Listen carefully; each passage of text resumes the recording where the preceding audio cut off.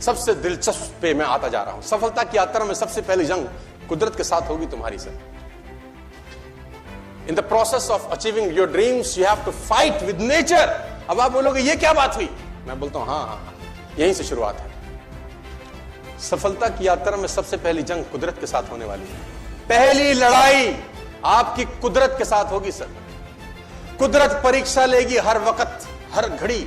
अगर आप ईश्वर में विश्वास करते हैं तो मेरी बात नोट कर लीजिए, और कोई भी परीक्षा आपको डिगा नहीं सकती। ये परीक्षा अस्थाई होती है, ध्यान रखना। ये परीक्षा सब अस्थाई है। कुदरत ठोकेगी तुमको अच्छे से। जिंदगी में बेहतर होना है तो ठुकाई ज्यादा बेहतर होगी सर। और वो ठुकाई करेगा कौन जानते हैं? ये भरपूर प्रयास होगा कि देखें इसको जो देना चाहते हैं उसके लायक है भी या। आप इसको कुदरत का, नेचर का ट्रायल बोल सकते हैं। ये नेचर का ट्रायल है सर।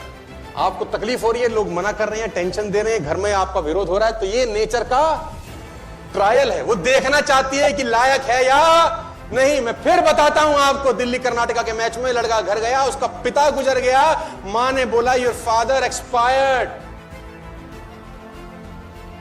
46 नॉट आउट आया था, अगले दिन उसको खेलने जाना था।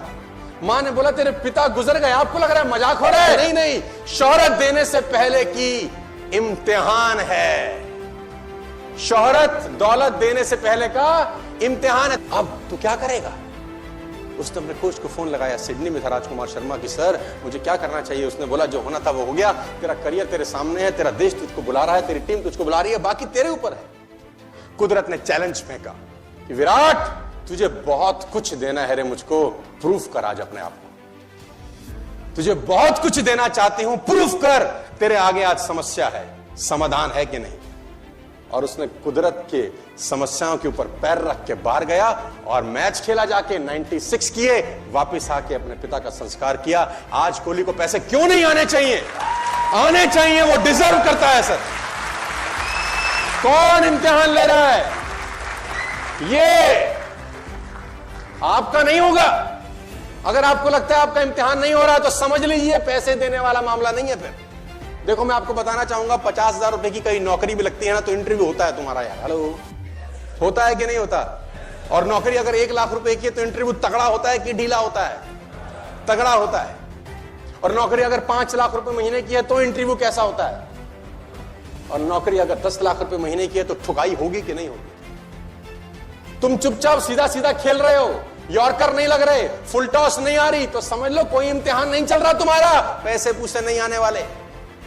और अगर इम्तिहान चल रहा है तो आप कुदरत को बोलो टफ कर। और क्योंकि जितना ज्यादा टफ इम्तिहान होगा उतनी ज्यादा सफलता आपकी झोली में गिरने वाली है। ऐसा मान के चलना, बस आप ऐसा तुम मान के चलना कि ऐसा ही होगा।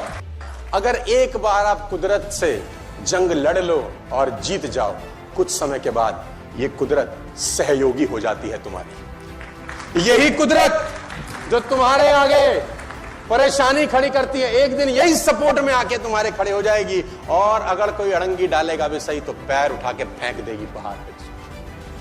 पहले विरोध करेगी, फिर सपोर्ट करेगी। आपको क्या लगता है सर? सारा खेल कुदरत का है। कुदरत इम्तिहान ले रही है आपको। जितना बड़ा इम्तिहान उतनी बड़ी दोस्तों कीमत तो देनी पड़ेगी। कीमत तो अदा। कहते हैं कुछ लोग सपनों की खातिर अपनों से दूर रहे और कुछ लोग अपनों की खातिर सपनों से दूर रहे। कुछ सपनों की खातिर अपनों से दूर रहे, कुछ अपनों की खातिर सपनों से दूर रहे। मैं आपको बताना चाहूंगा, कुदरत आपकी मेहनत का एक जर्रा भी जाया नहीं करेगी। एक जर्रा भी आपकी मेहनत का जाया नहीं होता कभी भी जिंदगी में, बशर्ते आप उसको नियमित करते रहें, नियमित तौर पे करते रहें। और कीमत तो अदा करनी पड़ेगी।